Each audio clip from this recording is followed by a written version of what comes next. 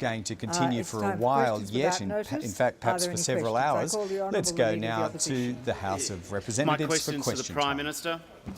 The government has today announced that it will lift ownership restrictions on Australia's national carrier Qantas.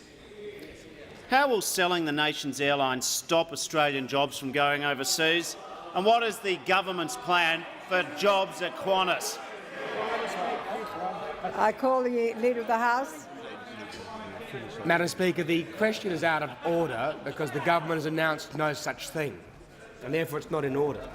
Madam Speaker, I call him Manager of Opposition Business. I'm not sure what standing order the Leader of the House was referring to then, but if the Deputy Prime Minister gave a speech that he shouldn't have given, that's not for the Leader of the House to defend.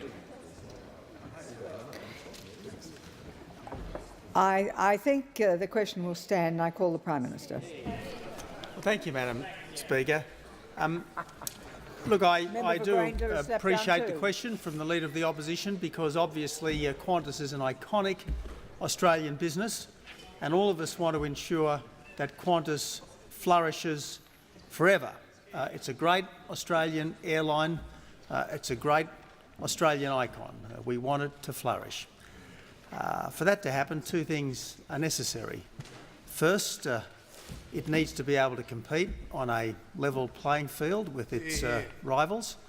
And second, it does need to put its own house in order. Now, Qantas is doing its best to put its own house in order, and this government will do what it can to ensure that it has a level playing field on which to compete, because that is the best thing that we can do for Qantas. And I've got to say to members opposite, if they are fair income about wanting Qantas to flourish, one thing they can do, scrap the carbon tax. Scrap the carbon tax. $106 million. $106 million a year. $106 million in just the last year. Yeah, that's right. In just the last year is Qantas's carbon tax bill. So we want to help Qantas. And we start helping Qantas by scrapping the carbon tax.